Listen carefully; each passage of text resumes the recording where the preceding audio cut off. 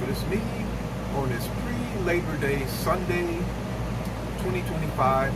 Wishing everyone a happy Labor Day. For all of those who have been working, this is our day. So in this meeting, I want to talk about dinner invites. Over the last year, I've been to about 5 dinner invites. One was on wills and estate planning. I went to 2 related to Social Security, and I went to 2 related to some individuals who have wealth management companies. They work as a fiduciary and can help you with your retirement planning and things like that. So I just wanted to give my spin on those. Once you get up to a certain age, you will start getting these nice little brochures of the state dinner, which I'll have pictured on this video once I get it uploaded. And they ask you to come in, they have you fill out a form. And the form helps them with their taxes, but it's also a lead sheet is what it is. And then they'll go through their presentation, and they say, hey, you can come in and talk to us, complimentary. There's no obligation or anything like that. But what they're really doing is looking to have you come in, interview you as a potential candidate or client to help manage your money. The meals are usually pretty good: filet mignon, mashed potatoes, asparagus. They also have chicken and salmon. They give you the meals after the presentation, which could last up to an hour. I've enjoyed them. I go to them because sometimes when I'm in those meetings, I hear things that I did not factor in.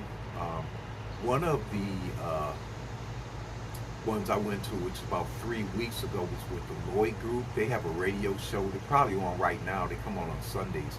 It's called the Financial Symphony. And the gentleman brought up some pictures about the McDonald's menu, the price of fuel in 1973, the price of house. And he says, hey, look, you are going to need a raise in your retirement. So think about that, which I started to think about. And it changed my mind on something which I'll discuss at another meeting. So I thought that was really good. And another one I went to, I actually went into their office, and that was in, I think that was the year of 2022 in November. And that was a really, really bad year on the market. And they said, well, you're just barely at the minimum. A lot of the investors, the wealth management companies, you need to have at least $250,000 before they really want to take you on as a client, because they don't make much. They offered, asked for my business. They said, hey, some of these investments are going to sell off, other ones we're going to keep. I did not like that at all, because the market was at an all-time low. And I said, no, I've handpicked these investments. A couple of investments that they would normally sell off produce a lot of capital gains each year. I'm talking $3,000-4,000. So, if you get something like that, you better think about keeping it. So I left out of there, and I'm glad I did, because the market recovered, all the investments recovered, and I've been doing quite well on my own. The most recent is with this guy, the Stearns Group here, and I took a few notes. I'm going to share the notes. They're managed. They actually will manage your account. My number in retirement is $20,000. $20,000 is going to allow me to cover all my expenses, from my mortgage with an extra $100, HOA, all the way down to my gym membership and a monthly haircut. So I need 20 grand per year. Income streams, let's take in some notes. It's going to be the yield right now. When I was talking about those capital gains, being short-term, long-term, and the dividends, they pay out at the end of December. And with me managing 30 mutual funds, if it totals at $20,000 and I turn off the reinvestment, I'm covered. I don't have to sell any shares. That's like an annuity to me. So I made notes of that. I got a pension at 65. That pension, I've already changed my mind on on my mortgage, I'm going to add that extra, that entire pension, the $200, it's $222 the last time I looked at it. The $200 is going to go to the mortgage, and that should shrink it down to nearly being paid off by about 2037. 2037. But in 2035, 2034, right around when we may have the potential of a reduction in Social Security, I'll have enough money to pay off $15,000-$20,000. There's other reasons why I'm going to go that route, and I'll explain to you in another meeting. Then I got Social Security 67.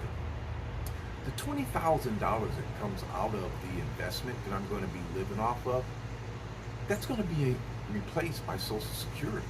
The $20,000 that comes out of those investments, that's play money now. So that trip to Antarctica where I was going to spend, I budgeted, looked at it with my own cabins, $15,000. That's going to happen.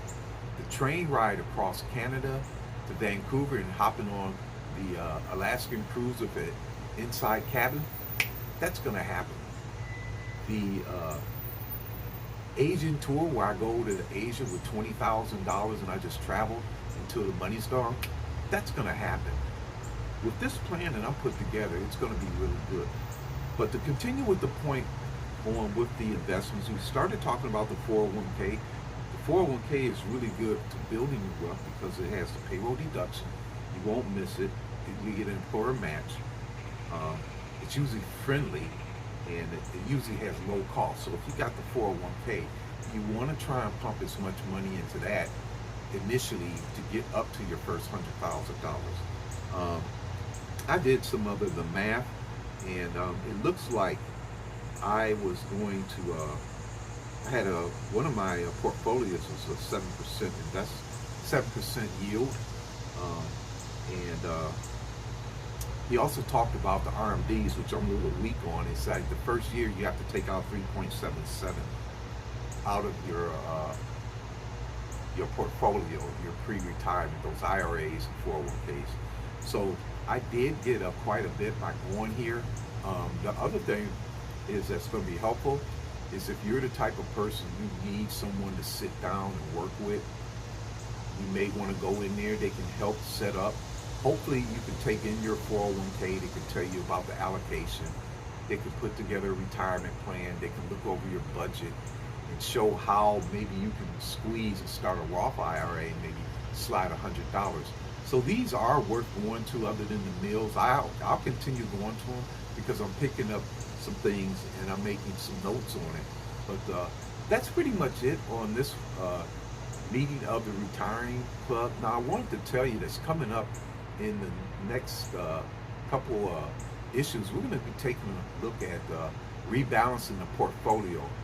This morning I put together a good example of an investment that I held for some 7 years. It had nearly doubled and it was kind of stagnant. I went ahead and liquidated, moved it into something else, and then a year later it's up 29%. So I want to demo that for you at the next meeting of the Retiring Club. So please go ahead and give me some likes. You got anything you need me to research, go ahead and leave some comments. My name is John, and I'm the host of the Retiring Club, and we're going to end this meeting. Thank you so much.